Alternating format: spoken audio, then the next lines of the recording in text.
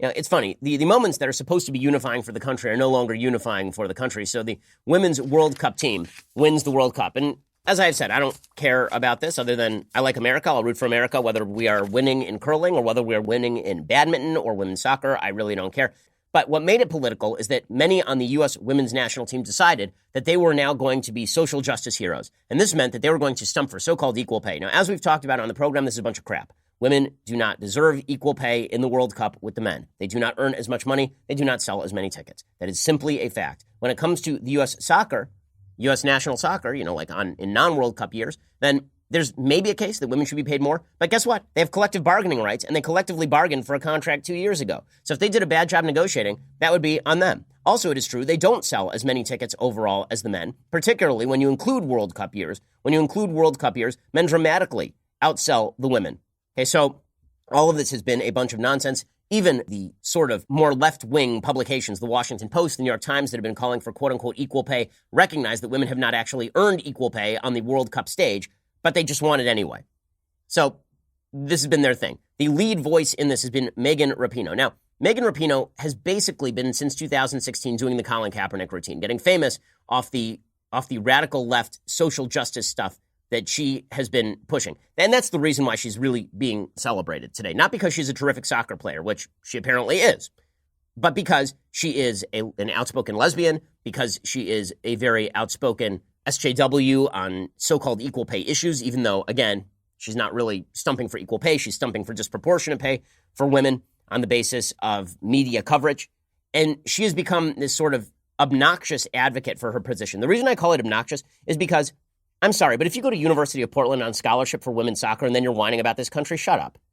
Really, this is a pretty great country when you get to go to college for free, because not only do you kick a ball in a sport people pretend to care about once every 4 years. Like, when I say shut up, by the way, I don't mean that she should be made to be quiet. She can talk as much as she wants. I'm just saying it's obnoxious. Because guess what? It is obnoxious. When she's kneeling for the national anthem in a country that is celebrating her as a heroine, she's getting paid millions of dollars to make ads for Nike about how she is a lesbian and outspoken and a soccer player.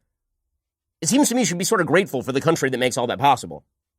It seems to me you should be pretty happy about the country, not sitting back and talking about how terrible the country is all the time.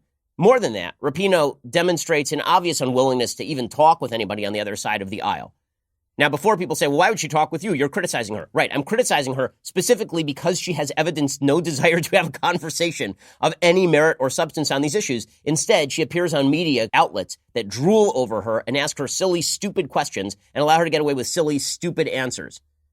So I want to give you a couple of examples of how Megan Rapinoe is being treated and how she says dumb things on a regular basis, and nobody calls her out on it because, again, her intersectional credentials are in order, because even though she grew up, from what I understand, middle to upper class, right? I mean, she was playing soccer from the time she was 5 years old. She went to, I believe, a private high school. I'm not sure. I know that she was playing on the junior soccer circuit and all of this. She's lived a pretty good life in the United States. I think it's fair to say. Megan Rapinoe has lived a pretty good life in the United States. Still, she talks about how America is really, really a bad place. And then she also suggested that she didn't want to meet with people. I mean, it was really amazing. She said she did not want to meet with people who disagree with her. So here she is giving a shout out to Alexandria Ocasio-Cortez, because this is what we're talking about here. I know you've been invited by, I think, Congresswoman Alexandria Ocasio-Cortez, I think Nancy Pelosi. Shout out AOC. So does that mean, is that an invitation you're taking up? I think everyone is interested in going to Washington. I think we've always been interested in going to Washington. This is such a special moment for us, and to be able to, sort of leverage this movement and talk about the things that we want to talk about, and to celebrate like this with the leaders of our country is an incredible moment. Okay, and then she continued by suggesting that she didn't want to meet with the Trump administration. So instead of everybody celebrating together, or maybe her making her point to, people who disagree, maybe she could make an affirmative case. Instead, she says she's not going to meet with the administration because she doesn't want to be co-opted or used by the administration. Yes, I am sure that would have been the media coverage. Is Megan Rapinoe co-opted by President Trump? It wouldn't have been her going to the White House and then mouthing off to Trump about equal pay or something. Which is exactly what would have happened, right? That would have been, honestly, if I were her media advisor, that's what I would tell her to do. Accept the invitation from the Trump White House, go there, and then make a comment directly to Trump's face about equal pay. right? That would be the smartest thing for her to do. She's not going to do that. Yeah, I don't think anyone on the team has any interest in lending the platform that we've worked so hard to build and the things that we fight for and the way that we live our life. I don't think that we want that to be co-opted or corrupted by this administration. And going to the White House would be, in your opinion, risk co-opting or corrupting your message? Yeah, I think so. I think it's an opportunity for this administration to sort of put us on display as their sort of guest for the day. And I don't think that makes sense for us at all. Okay, so quick correction. She went to a public high school, not a private high school. Doesn't change the general point. She's lived a pretty good life. She also said in this interview that she had an immense sense of pride and responsibility by kneeling during the national anthem. Nothing says pride and responsibility quite like kneeling during the national anthem of a country that has fought for your right to be an incredibly famous person based on kicking a ball and having the proper leftist messaging. Also, Megan Rapinoe suggested that she would only meet with people who agree with her.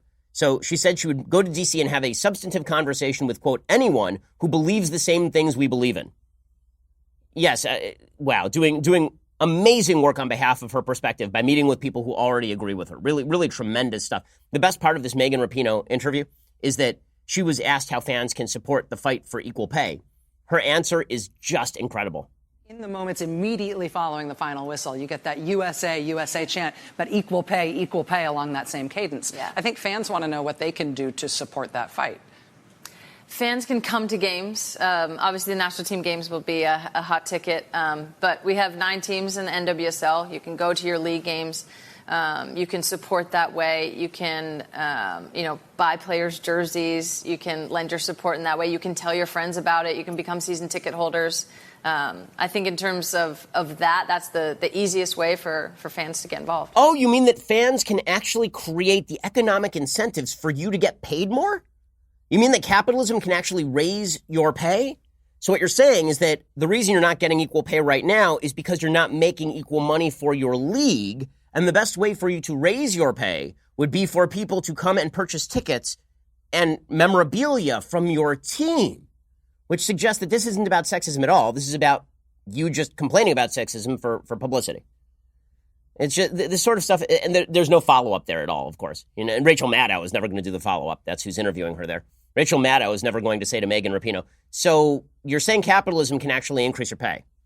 That's never going to be a thing that anyone on the left asks. Instead, we all have to pretend that this is all normal and that it's not divisive at all and that truly she's a hero to everyone. Absolute silliness. Absolute silliness. And bad for the country, by the way. When even the stuff that we take a break with, sporting, is turned into this, it's pretty obnoxious. And we're not talking about 1968 in the middle of the civil rights movement with U.S. sprinters on the U.S. national team at the Olympics raising the black power fist because American politics are polarized around race in 68. We're not talking about that. We're talking about gay marriage is legal across the United States by Supreme Court diktat. We are talking about Megan Rapinoe is getting $1 million contracts specifically because of her sexuality and because she is a very, very good soccer player. But let's not make any mistake. If she were a very good soccer player and she were not a very outspoken lesbian, she would be getting fewer contracts because she is seen as a political figure. She's sort of Colin Kaepernick, but with actual talent at her sport. So all of this is obnoxious, but we're supposed to pretend that actually she's quite charming and wonderful, that it is not obnoxious to live in the best time for women, in the best time for lesbians, in the best time for women's soccer in the history of the world, and in the best country in the history of the world for any of those things. We're supposed to pretend that actually she's a victim and America's a terrible place so that she can make more money, presumably. Pretty gross.